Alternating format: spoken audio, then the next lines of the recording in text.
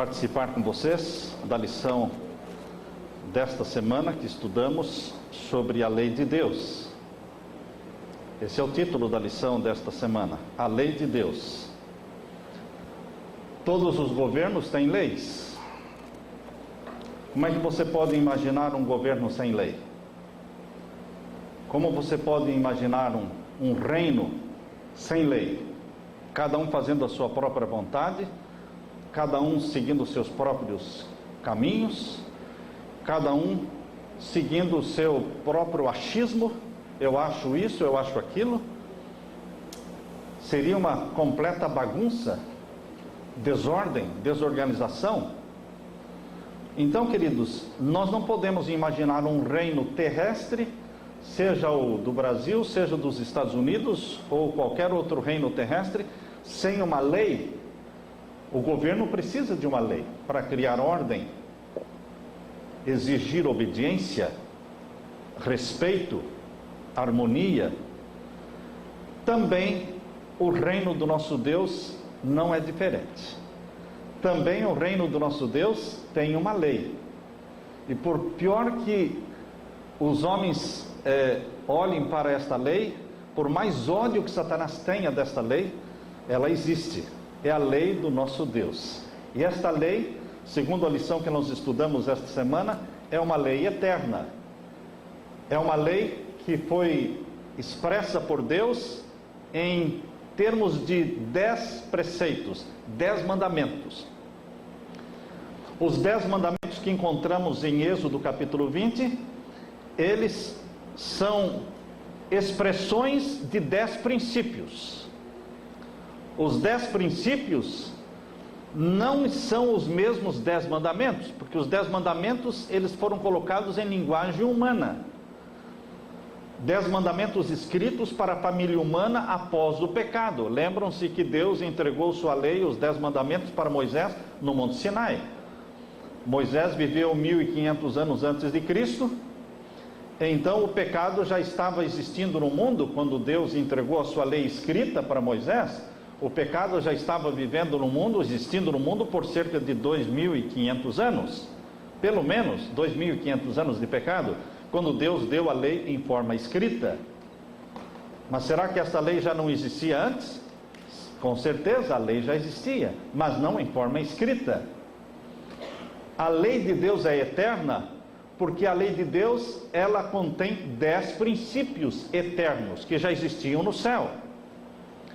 Mas no céu, esses 10 princípios não estavam escritos nem em linguagem humana, porque ainda não existia o pecado. E não existiam os seres humanos no céu ainda. Existiam os 10 princípios.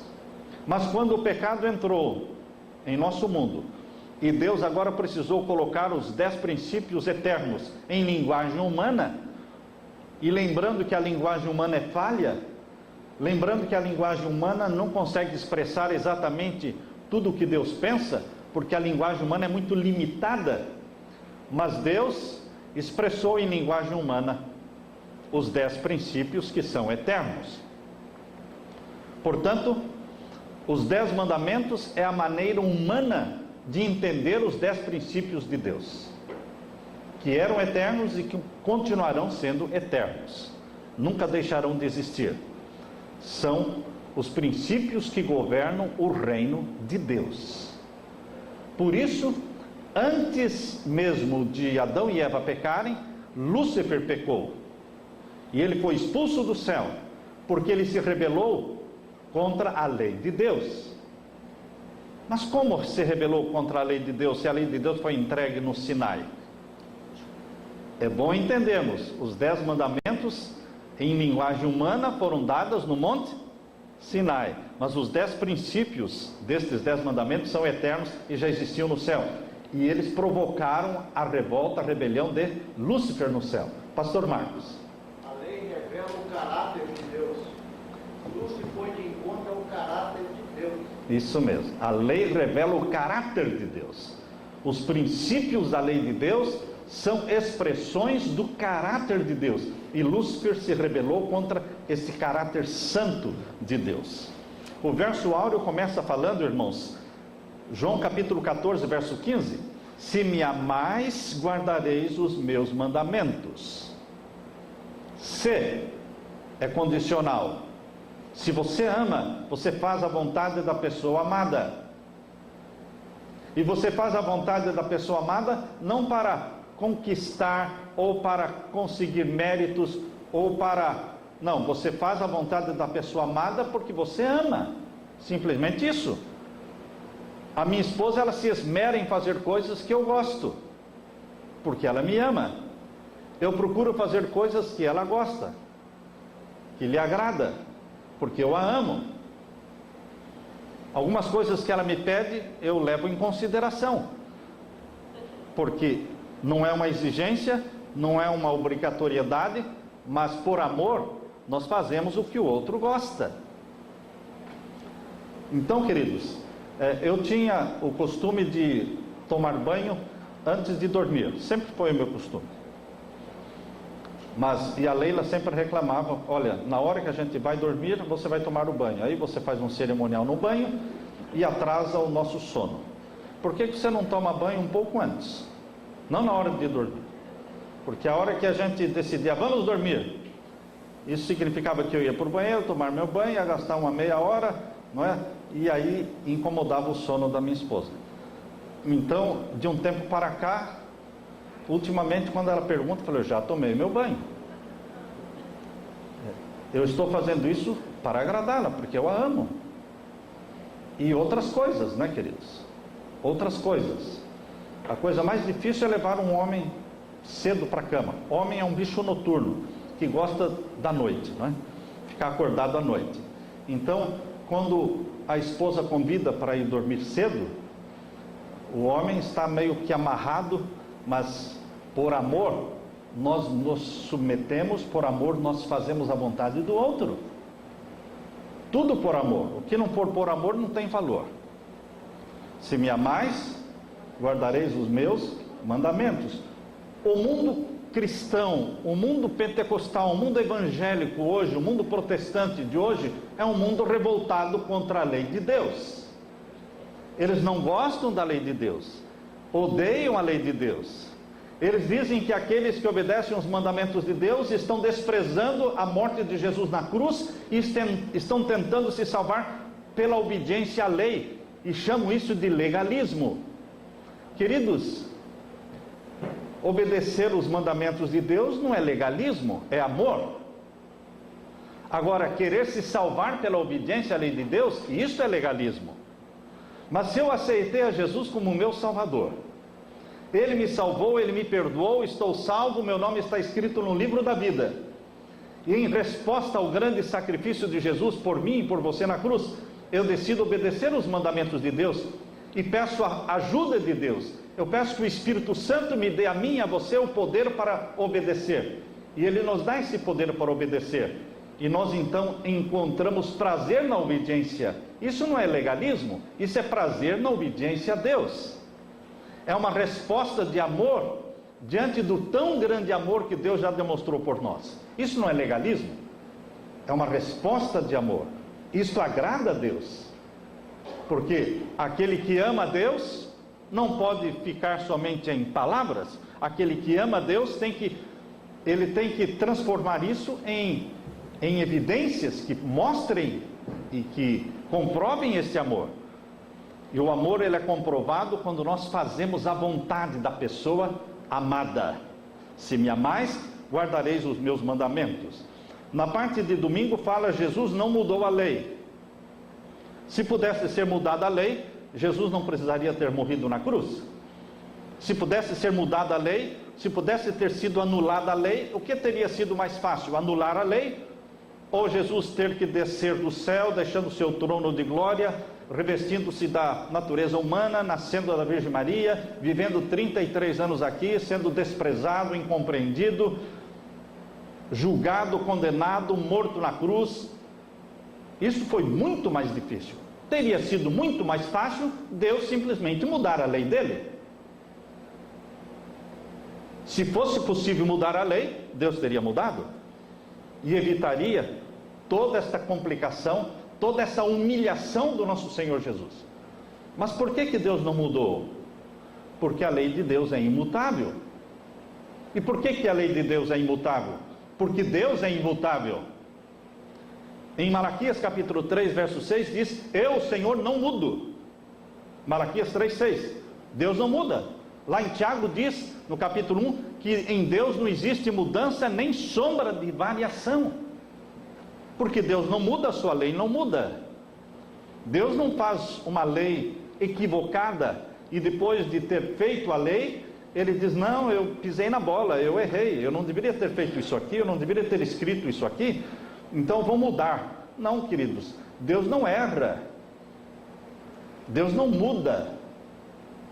Deus é amor, Deus é misericórdia, mas Deus não é democrático. Muitos pensam que Deus é democrático. Deus não é democrático. Ah, mas Deus me dá a liberdade de escolha? Lógico que Ele dá liberdade, mas isso não é ser democrático. Ele dá o livre-arbítrio, dá a liberdade de escolha para você e para os anjos, mas é Ele quem define o que é pecado. Ele não deixou para você definir o que é pecado. Seria democrático se dissesse: você define o que é pecado. Se você achar que isso aqui é pecado, não é pecado. Se você achar que não é pecado, não é pecado. Isso é ser democrático. O que você pensar, eu aceito. O que você fizer, está bom. Você decide. Queridos, Deus não é democrático. Ele nos dá o livre-arbítrio para escolhermos o dia que Ele mandou guardar ou não. Mas Ele não muda o dia. Ele nos deu o livre-arbítrio para decidirmos se queremos pecar ou não. Mas Ele não me permite definir o que é pecado. Foi Ele quem definiu o que é pecado. Ah, mas eu não gostei da definição que Ele deu. Não gostou? Come menos. Não é assim que diz no Brasil? Não gostou? Coma menos. Mas Ele não abriu assim: então você defina o que é pecado. Não, queridos. Deus tomou sobre si a responsabilidade de definir o que é pecado. E está em 1 João capítulo 3, verso 4. 1 João capítulo 3, verso 4 diz o quê? Aquele que transgride a lei comete pecado, porque pecado é transgressão da lei. Ah, mas você pode pensar: não gosto muito dessa definição. Você pode não gostar, mas é essa definição que Deus deu, e that's it. Ele não está colocando, Ele não está fazendo uma pesquisa, Ele não está fazendo uma enquete para ver o que o mundo acha que é pecado. Não, Ele disse o que é pecado. Ele determinou. Ele é a fonte absoluta da verdade. Agora, nos últimos anos, eu estou escrevendo um livro. Estamos já no 3º capítulo. E o título do livro é Princípios, Tradições, Cultura, Hábitos e Costumes. O que é princípio, o que é cultura, o que é tradição. E ali um capítulo fala exatamente sobre isso. Deus não é democrático. Deus dá o livre-arbítrio para você aceitar a Jesus ou rejeitar. Mas Ele não disse que você escolhe quem é o Salvador. Que não existe outro. É só um, é só Jesus. Ele dá a liberdade de você escolher andar por este caminho e ir para o céu, ou rejeitar este caminho que leva para o céu. Mas Ele não deixou para você a opção de determinar vários caminhos que levam para o céu. Não, Ele determinou um caminho que leva para o céu, um Salvador que se chama Jesus, uma lei que se chama os 10 mandamentos. E a salvação é unicamente pela graça em Jesus. Mas todos os salvos pela graça em Jesus, eles são amigos da lei de Deus. Como eu posso aceitar Jesus como Salvador e ser inimigo da lei que Jesus escreveu? Mas como Jesus escreveu? Foi Jesus quem escreveu os 10 mandamentos no Monte Sinai. Não foi Deus o Pai? Não foi Deus o Pai que escreveu os 10 mandamentos no Monte Sinai. Nunca houve comunicação direta entre o céu e a terra. Toda a comunicação entre o céu e a terra é feita através de Jesus. Jesus Cristo é aquele que veio mostrar o rosto de Deus, o sorriso de Deus. É quem conversava com Moisés, é quem apareceu no Monte Sinai. Jesus Cristo é aquele que apareceu para Abraão, juntamente com 2 anjos, antes da destruição de Sodoma e Gomorra. Então, queridos, Deus o Pai, Ele se comunica com você através do Filho, através do Espírito Santo. A lei de Deus é a lei que o próprio Filho, Jesus Cristo, escreveu. Por isso, quando Ele nasceu da Virgem Maria e veio a esta terra, Ele não veio para destruir esta lei. Muitos imaginam que a lei dos 10 mandamentos é do Deus Pai, e Jesus, quando veio, criou outra lei. Não. Eles partem de uma premissa errada e chegam numa conclusão errada. Jesus não mudou a lei. Vamos ler 1 João capítulo 2, verso 6. Primeiro livro de João, capítulo 2 e o verso 6. Aqui nós lemos 1 João capítulo 2 e o verso 6. Procure aí na sua Bíblia. Primeira carta de João, capítulo 2, verso 6, diz assim: aquele que diz que está nele, também deve andar como ele andou. Você já ouviu alguém falar assim: Jesus já obedeceu, você não precisa obedecer? Jesus já cumpriu a lei, você não precisa cumprir? Queridos, a Bíblia diz o contrário.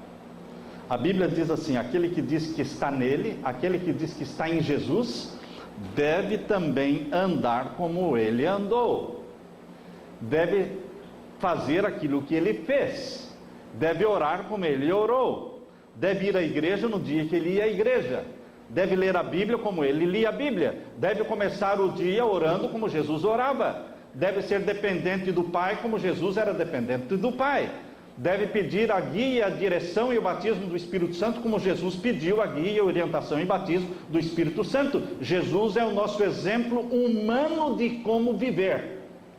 Jesus é o nosso exemplo humano de como viver. Jesus não é o nosso exemplo divino de como viver. Jesus não veio à terra para mostrar como um Deus deveria viver na terra, porque me seria, a mim e a você, um exemplo inútil.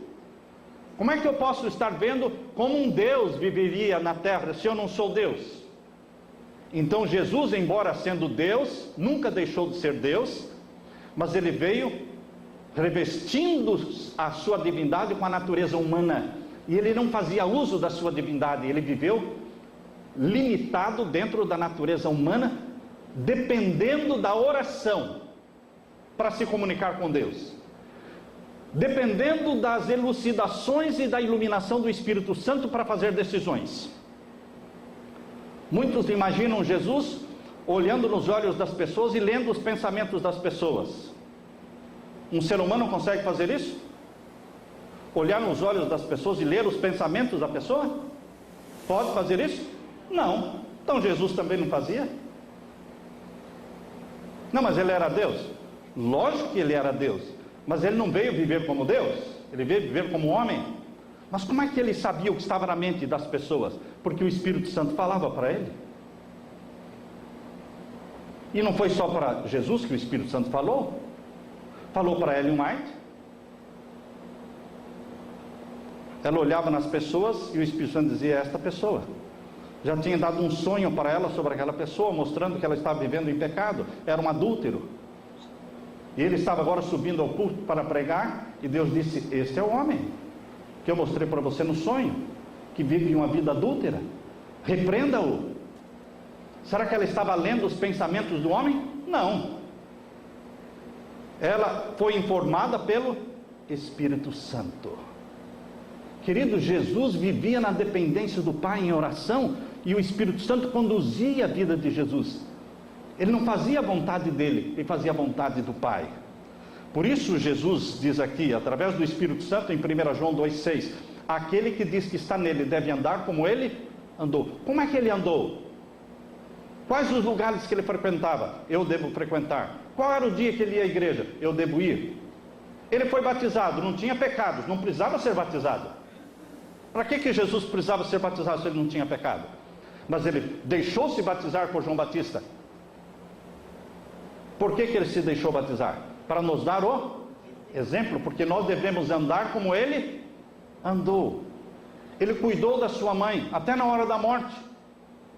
Ele não se esqueceu da sua mãe, pedindo que João, o discípulo amado, cuidasse da mãe dele. Olhando para João, disse: João, eis aí a tua mãe. E olhando para Maria, disse: eis aí o teu filho. E João entendeu que dali para frente deveria cuidar da mãe de Jesus, que não teria outro filho para cuidar dela. Queridos, Jesus se interessava pelas pessoas. Eu me devo me interessar pelas pessoas, andar como ele andou. Agora, em João capítulo 13, verso 15, irmãos, abra sua Bíblia, no Evangelho de João capítulo 13, verso 15. Evangelho de João capítulo 13 e o verso 15. Aqui nós lemos, capítulo 13 está falando de quando Jesus lavou os pés dos discípulos. Quando a pessoa lava os pés de uma pessoa, era um sinal de humildade. Mais do que humildade, era um sinal de humilhação, porque só os servos, os empregadinhos, é que faziam isso. Por isso, ali na reunião de Jesus com os discípulos, todo mundo estava com os pés sujos da caminhada, pelas estradas empoeiradas, estava com os pés sujos, mas ninguém queria lavar o pé de ninguém, e não tinha um servo para lavar. Todo mundo ficou só olhando um para o outro, até que Jesus tomou água, bacia, e começou a lavar os pés. Agora, será que Jesus precisava fazer isso para mostrar que ele era humilde? Todo mundo já sabia que ele era humilde. Ele não precisava mais isso para mostrar que era humilde. Por que ele fez isso? Para nos dar o exemplo, para que assim como ele fez, nós também devemos fazer. Tudo em cima daquele verso inicial que nós lemos, de 1 João 2,6, aquele que está nele deve andar como ele andou. É o mesmo princípio, queridos. Não é Jesus fez, eu não preciso fazer. Não, porque ele fez, eu vou fazer, mas eu não tenho poder para fazer. Mas o Espírito Santo que ajudou Jesus a fazer, o Espírito Santo me ajuda a fazer também. Lembre-se que o Espírito Santo vivia em Jesus, habitava na mente de Jesus. E ele também habita na sua mente, na mente daqueles que pedem, buscam e querem. Por isso diz aqui no João capítulo 13, verso 15: porque eu vos dei o exemplo, para que como eu vos fiz, façais vós também. Jesus nos dá o exemplo. Em quê? Em tudo. Como filho, como amigo, como mestre, ele nos dá o exemplo em tudo. Em João capítulo 14, verso 15, João capítulo 14, verso 15, que é o texto do verso áureo, que diz assim: se me amardes, guardareis os meus mandamentos. E agora o verso 21 do capítulo 14: aquele que tem os meus mandamentos, eu os guardo. Por que Jesus diz aquele que tem os meus mandamentos? Porque foi ele quem escreveu os 10 mandamentos. Aquele que tem os meus mandamentos, eu os guardo, esse é o que me ama. E aquele que me ama será amado também do meu Pai. E eu o amarei e me manifestarei a ele. Durante a jornada de 40 anos de Israel pelo deserto, 40 anos, eles tiveram uma nuvem fazendo sombra durante o dia, mas aquela nuvem era Jesus. Eles tiveram uma nuvem que se transformava numa coluna de fogo à noite, iluminando todo o acampamento. Era um grande acampamento de quase 2 milhões de pessoas, 603 mil homens de 20 anos para cima. Significa que, contando mulheres e crianças, chegava a cerca de 2 milhões de pessoas. Era um grande acampamento iluminado à noite e aquecido. No deserto, que é frio à noite, ele era aquecido pelaquela coluna de fogo à noite. Mas aquela coluna de fogo era Jesus. Agora, ofereça água para esta multidão num deserto. Mas a Bíblia diz que aquela rocha da onde verteu água, aquela rocha é Jesus. E a Bíblia também diz que aquela rocha não era fixa. Não era fixa, não era estática. A Bíblia diz que aquela rocha os seguia. Abra sua Bíblia em primeira carta de Paulo aos Coríntios, capítulo 10, verso 4. Primeira carta de Paulo aos Coríntios, capítulo 10, verso 4. Uma das coisas que me emocionou ao descobrir foi isso. Quando eu comecei a entender uma rocha que não era fixa, não era estática, uma rocha que se movia, a nuvem se movia, a coluna de fogo se movia, a rocha de onde vertia a água se movia também, porque era tudo um milagre, tudo era milagre. A vida de 40 anos no deserto foi milagre. As sandálias não envelheceram durante 40 anos, milagre. Os pés não incharam caminhando. Às vezes eles caminhavam durante o dia, mas às vezes eles caminhavam dia e noite. Enquanto a nuvem não parava, eles não paravam. E às vezes continuava noite adentro. E os pés não se cansavam, não existia doença entre eles. Tudo era milagre. O maná que caía era milagre, tudo era milagre. E a rocha de onde saía a água? Vejam aí, 1 Coríntios capítulo 10, verso 4. E beberam todos de uma mesma bebida espiritual, porque bebiam da pedra. Eles bebiam da pedra. Quantas vezes eles beberam água da pedra? Alguém pode dizer 2 vezes? Não, irmãos, eles bebiam água todos os dias, durante 40 anos. A Bíblia só conta algumas vezes. A Bíblia só conta alguns milagres, mas são milhões de milagres. Eles bebiam da pedra espiritual. Você consegue ler agora a próxima frase que vem aí? Quem quer ler? A próxima frase. Porque bebiam da pedra espiritual. Hein? Que os seguia. É essa frase que me deixou assim. Uau! Eu nunca tinha parado para pensar nisso. Que a rocha os seguia. Eles caminhavam um dia todo e de repente estavam morrendo de sede. Lá estava a rocha. Aí caminhavam, paravam, lá estava a rocha. Onde eles estavam? Estava a rocha. Estava a coluna de fogo. Estava a coluna de nuvem. Estava o maná. Onde eles iam? Para trás, por onde eles passaram, não ficava nem nuvem, nem coluna de fogo, nem maná e nem rocha com água. Para trás. Mas para frente, para onde eles estavam indo, tinha a nuvem, tinha a coluna de fogo, tinha a rocha providenciando água. Se fosse uma coisa natural, por onde eles passaram, continuaria tendo maná, continuaria tendo a nuvem, continuaria tendo a rocha com água. Mas não, queridos. O passado era passado, já não tinha mais nada, era puro deserto. Mas na frente deles continuava tendo os milagres diários, porque a rocha os seguia, e a pedra era Cristo, diz aí. Cristo é a rocha. Lembra-se do sermão de ontem? Cristo é a rocha, é a pedra que será lançada do céu sem mão e atingirá a estátua nos pés. E estabelecerá o reino de Cristo eterno. Cristo é a rocha. Nós somos pedacinhos de pedras construídas em cima da rocha que é Jesus. Pedaços de pedra. Tu és Pedro. Jesus disse, tu és Petros. É uma palavra masculina. Petros. Tu és Petros. Mas quando Jesus disse, sobre esta pedra edificarei minha igreja, ele não usou a palavra Petros, que quer dizer Pedro, pedaço de pedra. Quando ele disse, sobre esta pedra edificarei minha igreja, ele usou a palavra feminina grega, Petra. E Petra não é Petros. Petros é pedaço de pedra. Petra é rocha.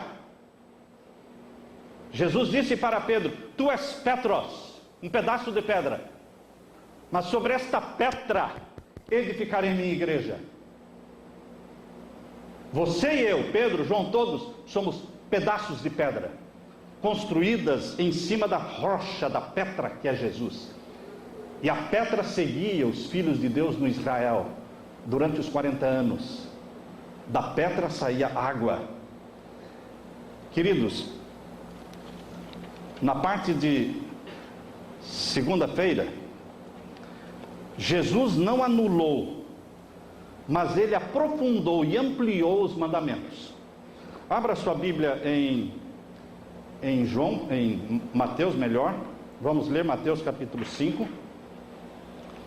Mateus capítulo 5 está o sermão da montanha. E aqui no Mateus capítulo 5, Jesus nos transmite verdades profundas. Ele não anula a lei, mas ele aprofunda a lei. Ele faz você cavar mais fundo nos mandamentos, não ficar na superficialidade da letra. Muitos ficam na superficialidade da letra. Jesus, ele cava mais fundo dentro dos mandamentos e nos leva a pensar nos princípios que estão embutidos ali na letra. A letra é uma expressão de um princípio, e Jesus vai no princípio. Mateus capítulo 5, verso 21 diz assim: ouvistes o que foi dito aos antigos, não matarás. Esta é a letra da lei, esse é o mandamento. Mas qualquer que matar será réu de juízo. Agora o verso 22, Jesus agora sai da letra e vai para o princípio. E nós temos que parar de viver só pensando na letra, irmãos, porque a letra mata, o Espírito vivifica. Legalismo é querer viver pela letra. Deus quer que eu viva pelos princípios dos 10 mandamentos, e os princípios vão muito mais a fundo. Não anula a letra, não anula os 10 mandamentos escritos em linguagem humana, mas se aprofundam mais. Vejam o princípio. A letra dizia: não matarás. Agora o princípio deste mandamento diz o que? Verso 22: eu, porém, vos digo, qualquer que sem motivo se encolerizar contra o seu irmão, será réu de juízo. Já transgrediu o mandamento: não matarás, se você tem raiva de alguém. E agora? Quando nós pensamos na letra não matarás, a gente se sai bem. Eu acho, né? Eu me saio bem porque eu não matei ninguém. Todo mundo pode... que bem, né? Pensando, não me lembro de ter matado alguém, nem com tiro, nem com faca, nem com carro. Enfim, você se sai bem. Mas quando você entra no princípio desse mandamento não matarás, você não se sai bem. Eu não me saio bem, porque a gente tem raiva de um monte de gente. A gente não mata, mas, né? Alguém perguntou uma vez para o marido: você já pensou em se separar? Ele falou: não, mas em matar, sim. Separar não pensei não, mas em matar, sim. Fala, pastor. Pastor, uma gota de ódio, somente uma gota já é suficiente. É verdade, uma gota de ódio envenena tudo. Aqui diz, queridos, que o princípio do mandamento não matarás envolve também o quê? Ter ódio, ter raiva. Qualquer que disser ao seu irmão raca, olha, irmãos, raca não é um palavrão, não é? Senão a gente não estaria falando desse palavrão aqui. Mas hoje eles não falam raca, hoje eles falam palavrões que nós não podemos repetir aqui. E está tudo bem, eu não matei. Não, mas você transgrediu o princípio do mandamento que diz não matarás. Por isso será culpado. E se você chamar o seu irmão de louco, ô seu louco, você já é réu do fogo do inferno. Jesus não anula a letra, mas ele amplia e ele aprofunda, porque ele quer que eu saia da superficialidade da letra. Na questão da guarda do sábado também, queridos. Por exemplo, a letra da lei diz: lembra-te do dia do sábado para o santificar, 6 dias trabalharás, farás toda a tua obra, mas o 7º dia é o sábado do Senhor teu Deus, nele não farás nenhuma obra. Então o judeu, ele não trabalhava sábado. ele deixava a pessoa morrer, mas não trabalhava sábado. Ou seja, ele estava guardando a letra da lei, faltando com a misericórdia, faltando com o amor, faltando com o cuidado da vida. Deixava morrer. Criticaram Jesus porque curou alguém sábado, porque eles estavam pensando na letra, esquecendo do princípio, o princípio da preservação da vida.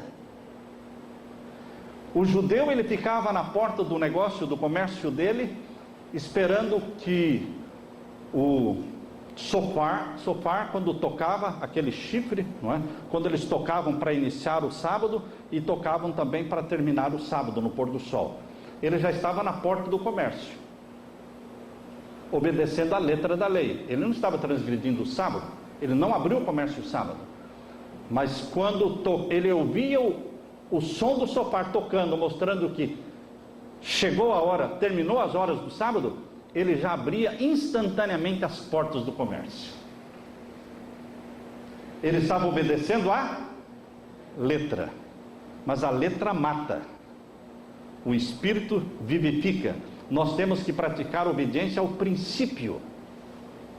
Uma vez um homem me disse assim, ele estava em Curitiba, e ele disse: amanhã eu não vou estar na igreja, pastor, porque eu vou sábado de manhã, vou para Joinville. Joinville é bem próximo de Curitiba, é 1 hora, praticamente, 1 hora e pouquinho.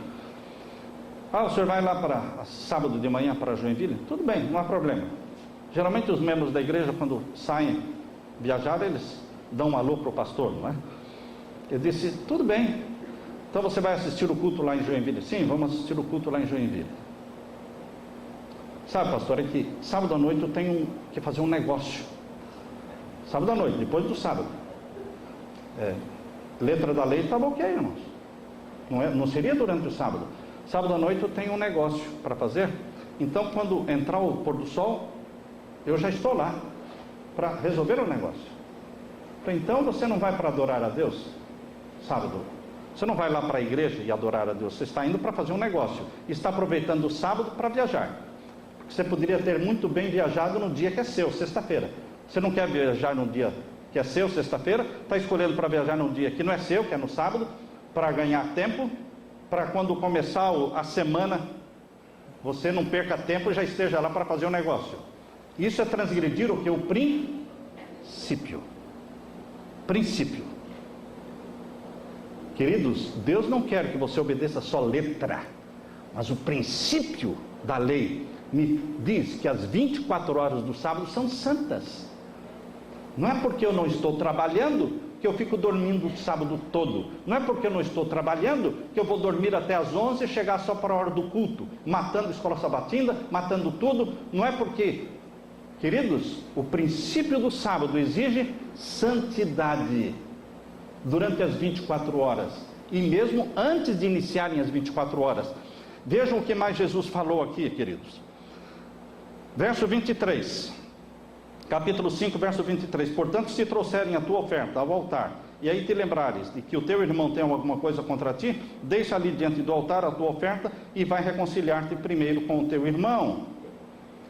A letra diz não matarás, mas o princípio da lei diz que eu não devo ter nenhuma desavença com meu irmão, porque Deus não vai aceitar o meu culto de adoração, nem as minhas ofertas, porque eu não estou cumprimentando o meu irmão, eu não estou olhando para minha irmã, eu deixei de conversar com ela, eu não estou bem com ela, eu estou... Queridos, está vendo o que diz o princípio da lei? Quem é que escapa disso aqui? Não matarás, eu acho que todo mundo que está aqui escapa desse mandamento, não matarás. Mas quem escapa do princípio do mandamento? De não estar conversando com alguém, de não pisar na casa de alguém, de não querer mais nada com tal pessoa. Quem escapa? Eu acho que ninguém. Todos nós temos um rabinho preso aqui. Porque é o princípio do mesmo mandamento. Então diz o verso 25: concilia-te depressa com o teu adversário enquanto estás no caminho. Agora veja, o verso 27. O que a letra da lei fala? Ouvistes o que foi dito aos antigos? Não cometerás adultério. Bom, eu nunca cometi adultério.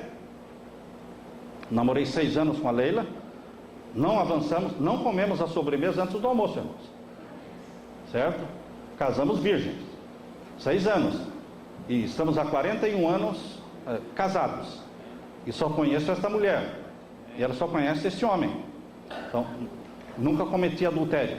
Será que não? Pela letra da lei a gente está muito bem, não é? A letra deixa todo mundo confortável, mas Jesus amplia e aprofunda, indo para o princípio do mandamento. E o princípio contido no mandamento, não cometerás adultério, diz o quê? Veja o princípio, verso 28. Eu, porém, vos digo que qualquer que atentar para uma mulher, e o negócio agora complicou, né? Qualquer que atentar para uma mulher cobiçando-a, já no seu coração cometeu adultério com ela. A única forma de um homem não cometer adultério é não olhar para mulher nenhuma. Fica cego. Fica cego, não é? Só olha para dele. Porque quando você olha para uma mulher feia, você pode até não desejar nada. Mas se você olhar para uma mulher bonita, olha, companheiro, você que é homem há de concordar comigo. Não dá para ficar olhando. Não dá para ficar olhando. Você não pode fixar os olhos naquela que não é sua. Porque Deus colocou no homem, e graças a Deus que Ele colocou isso, uma atração entre os sexos opostos. Graças a Deus. Quando você vê que seu filhinho, seu menininho, seu gurizinho, né? Ele gosta de meninas, louve a Deus por isso. Né? Louve a Deus por isso. Porque está seguindo o rumo que Deus, natural, que Deus colocou no ser humano. Então, queridos, quando você é casado, quando você é solteiro, você tem que olhar para todos para escolher uma. Mas depois que você escolheu, casou, agora você fecha os seus olhos para as outras e pensa e sonha só com aquela. Porque se você começar a olhar para todos os lados, e na internet, e no Facebook, você vai conseguir gostar de 1000. Não, 2000. Não, 3000. Você consegue gostar de quantas? Quantas mulheres bonitas existirem. E olha que tem mulher bonita no mundo. Então você vai conseguir gostar de quantas? De todas. Por quê? Porque Salomão fez assim. Salomão conseguiu gostar de 1000. E ele era o homem mais sábio da terra. Então nós que não somos os mais sábios da terra, é possível que a gente goste de 2000, de 3000. Eu conheci um rapaz que estava aqui nos Estados Unidos. Ele disse para mim: pastor, aqui nos Estados Unidos eu já me relacionei sexualmente, já fiquei com 38 mulheres. Fora as do Brasil, só aqui nos Estados Unidos. Ele pode ir para 50, para 100. Vai se satisfazer? Nunca. Nunca. Qual é o caminho? Decidir. Decidir gostar de uma. Escolher gostar de uma só e ser fiel. É dom de Deus. O Espírito Santo faz isso. Isto é princípio do mandamento que diz: não cometerás adultério. Por que que lá em Gálatas capítulo 5 diz que fidelidade é fruto do Espírito Santo? Porque fidelidade não nasce com o homem, não nasce com a mulher.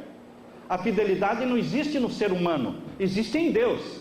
E se você quer ser fiel ao seu marido, à sua esposa, minha mulher é fiel, minha mulher é bonita, eu a amo, vou ser fiel para ela, vai ser nada. Basta passar outra mulher, a sua esposa não consegue competir com tantas mulheres.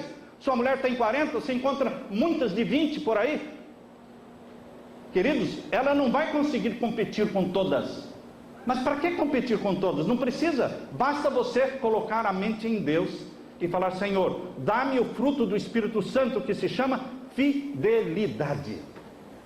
Faz parte do fruto do Espírito Santo. E então, em nome de Jesus, você será feliz e fiel à sua esposa por toda a vida. Esse é o princípio da lei.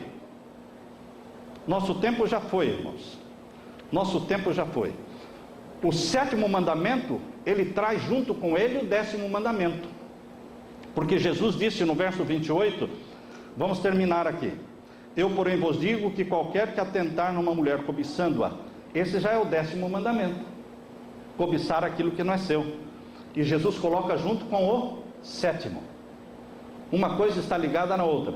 E hoje a internet, no tempo de Jesus, eles achavam que adultério era só quando a pessoa dormia com a pessoa. Aliás, nem precisava dormir, não é? Dormir é a expressão que a gente usa. Mas tinha relação sexual com a outra pessoa. E uma vez estavam analisando o caso de um pastor lá no Brasil. Ele tinha sido encontrado dentro de um carro com uma outra mulher, e eles tiraram fotografia dele, e eu estava participando de uma mesa que estavam dizendo o que iam fazer. Eu dizia, ele cometeu adultério. E os outros diziam, não, ele não cometeu adultério, ele estava namorando. Não, mas então como é que vocês entendem isso? Quer dizer que para cometer adultério tem que pegar a pessoa na cama, no ato, em flagrante? Porque Jesus disse, se olhares para a mulher cobiçando, já adulteraste. Vocês não pegaram ele olhando, fotografaram ele dentro do carro, abraçando, enfim. Queridos, nós temos que entender que o princípio da lei vai mais fundo. Muitos ficam no pensamento de se o sexo virtual na internet é motivo para porque Jesus disse, a separação somente no caso de prostituição. Ah, mas eu não me prostituí. Sim, mas você fica na internet, vendo outros homens, vendo outras mulheres. Hoje as pessoas têm o sexo virtual. Isso não é cometer adultério, isso não é transgredir o princípio. Mas eu nunca toquei na pessoa, eu nunca vi pessoalmente a pessoa. O problema é seu, não viu porque não quis. Pecou do mesmo jeito. Pecou do mesmo jeito. Queridos, nós temos que levar, não é legalismo, mas é partirmos para o princípio. Deus quer santidade aonde? Na mente. Deus não quer só santidade nos membros, Deus quer santidade na mente. O pensamento tem que ser puro. Bem-aventurados os puros de coração, bem-aventurados os puros de mente, porque eles verão a Deus. Pureza no pensamento. Os atos são só expressões daquilo que acontece na minha mente. Em nome de Jesus, você pode receber o poder do Espírito Santo para praticar obediência aos princípios da lei, sem desprezar a letra da lei. Mas você vai viver dentro dos princípios de Deus. Em nome de Jesus, o Espírito Santo pode fazer em você o que fez em Jesus. Alguém que tinha prazer em obedecer o Pai. E você deve ter prazer em obedecer o Pai. Porque o Pai me amou, eu o amo também. É uma resposta de amor. Que a graça de Jesus fique com todos. Amém? Amém.